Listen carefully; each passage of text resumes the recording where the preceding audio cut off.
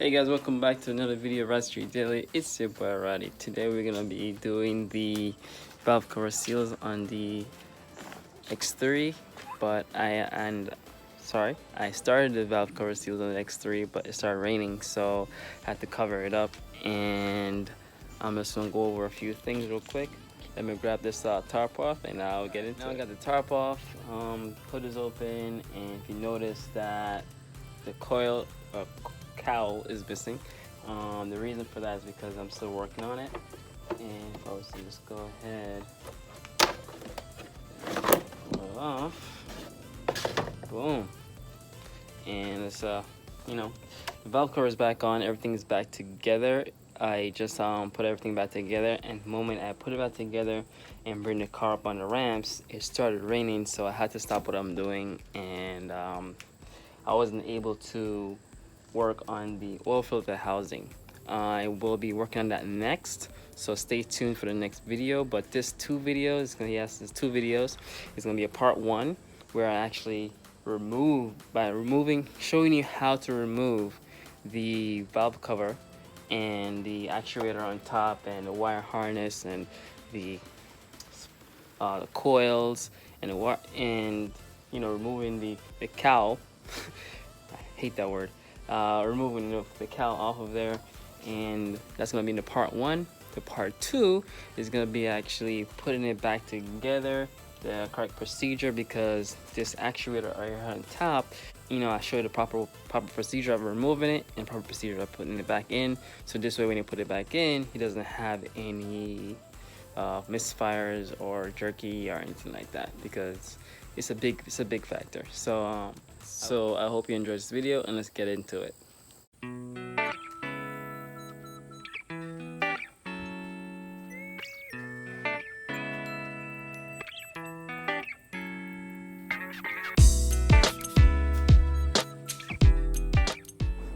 You're going to need a set of torque tips. Right here I have the 1/4 inch stubby torque set. It's very useful when you're removing anything on this car, because also you're gonna need a inverted torque set, and you're gonna need Allen keys as well. It's very important that you have these on hand. I have a 3/8 wrench right here, that wrench spanner you want to call it, and this is what I'm going to be using to remove the oil filter housing in the future.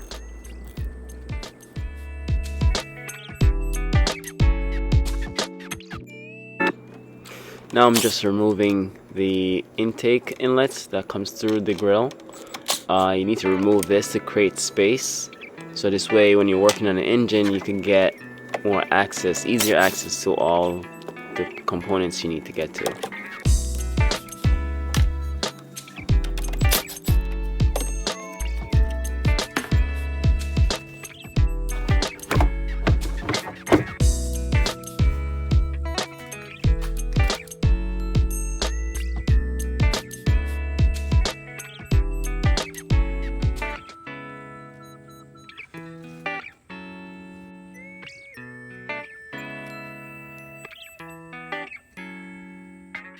Next up, now you're gonna remove the strut tower bars.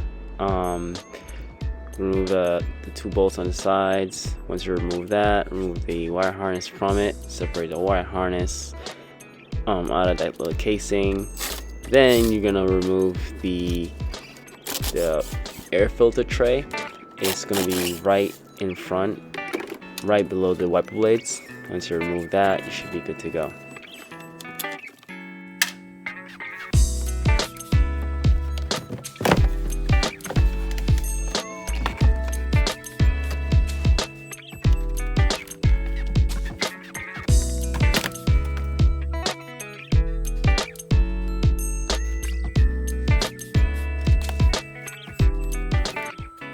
Now you have access to these wires. These wires can be in the way, so you're just gonna need to remove them. I'm gonna disconnect the wire from the battery terminal right there and store it to the side, and the other one I'm gonna tuck it under where the wiper blades is for now, and you'll see that in a little bit.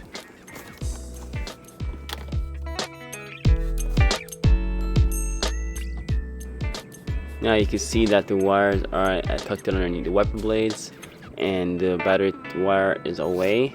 And I'm just gonna remove this one right here, but I'm gonna remove the cover first, and once I remove the cover, then I'll be able to move all the wires.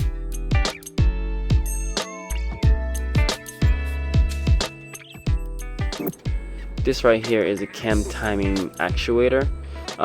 Just think of it of being a VTEC for BMW. This motor is a little tricky to remove it, and if you don't remove it the proper way, you could have the car run a little bit too rich or too lean, or the car will run rough when you put it back together. So I'm going to show you how to remove that. When removing these coils, it could be a little tricky. Just pop them up like this with a flathead screwdriver. They're supposed to slide right out, but sometimes they don't. So all you gotta do is put a screwdriver just like so in the middle up here, the connector, and just work it out. Please be gentle with it, because if you don't, you could crack the little tabs on top of the coils, and then they have a hard time staying on when you put them back together. And just a little screwdriver in here, a little squeeze, twisty, a little pull and tug and pull, and you're good to go.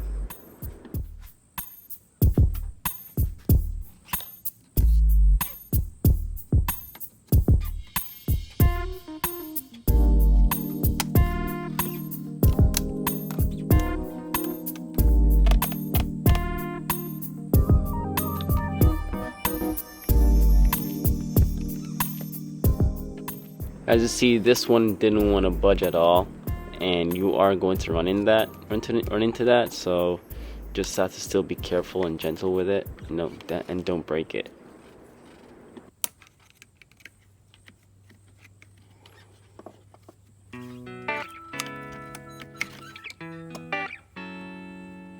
So here there are 2 8 nuts. These are very crucial that you do not use a power tool or anything like that to remove these, because you're tightened down onto another nut bolt that is a 10 below it, and these are very important that you remove them very carefully and don't let the bolt on the bottom spin. And also, once you're putting them back in, do not use force to tighten them back on, because they're very important, and also they are the ground wire for your ignition, and you do not want to destroy these 2 wires.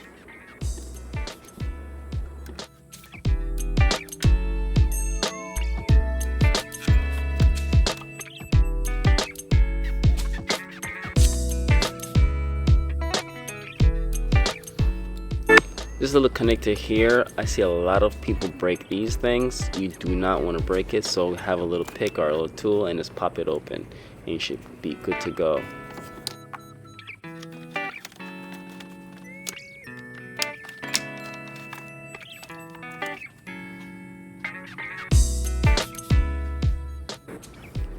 Now all the wires are disconnected, you can go ahead and remove the wire harness, and it's very easy. It gets out of the way, and once now you're working on the valve cover, you should be good to go. A lot of space. Right here I'm just going to remove the O2 sensor wires, take those off the little bracket and move them out of the way.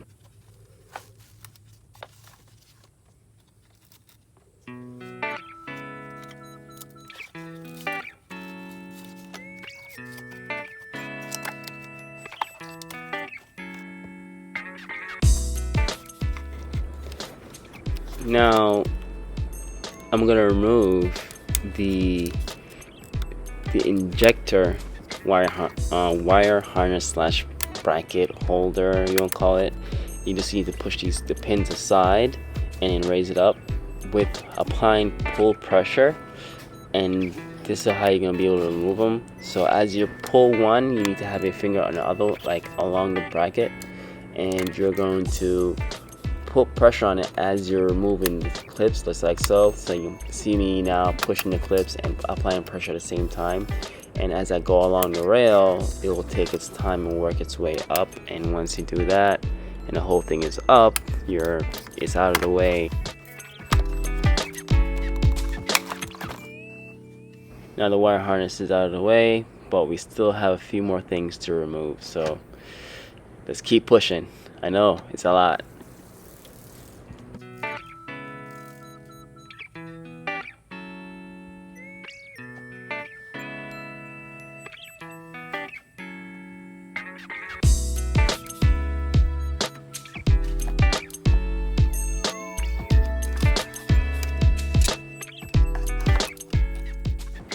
Okay, do not just tug on the coil.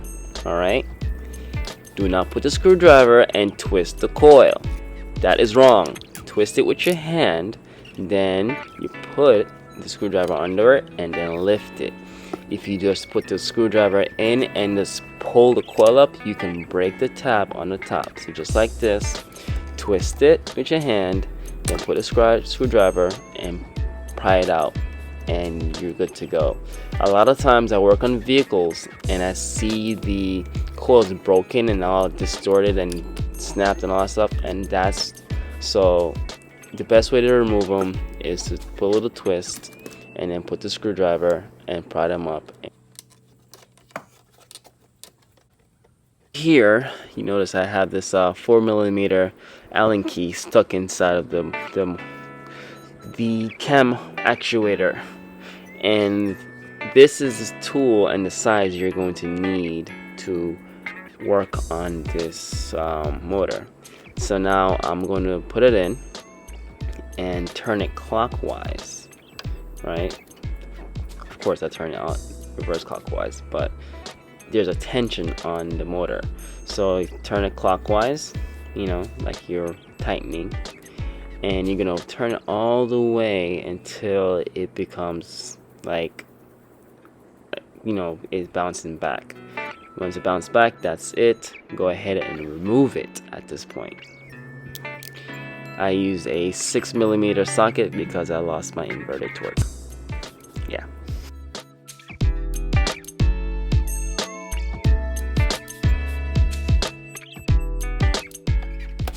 So right here I have the Allen key in there, and I'm just working the motor out. Now I'm reversing the motor off of the cam. So if you see me, I'm reversing the motor off, and that's it. It is out.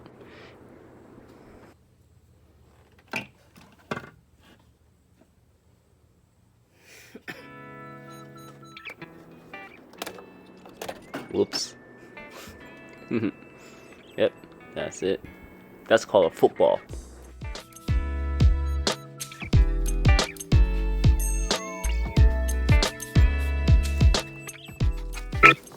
Now here, there's a little breather hose right here for the system, and this hose is a pain in the rear. So you're gonna need to take a special time with 2 picks and take this hose off. I removed it, but that hose, if that hose is broken, you're looking at least $80 just for that hose, and you have to remove the intake to replace that hose if it broke. So be careful with that hose. Alright, and right here, I didn't put it in the video, but there was a little bracket on the end of the valve cover that was preventing me from removing the valve cover, but that's it. Remember when I said it's like VTEC for BMW? Yeah, so this is where the motor goes on to, connects to the cams, advance retard, and for the intake side, and that's it.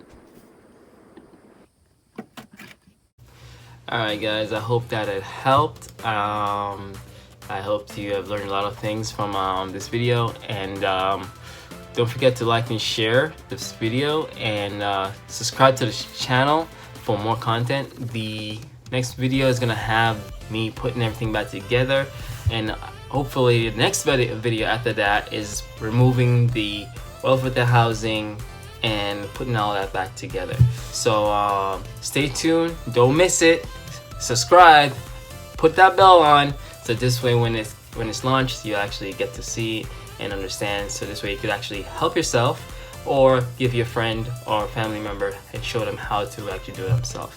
Alright, so this is a 2006 BMW X3, it's a 3.0 and a whole slew of chassis codes, and yeah, it's a lot. So see you guys in the next one. All right.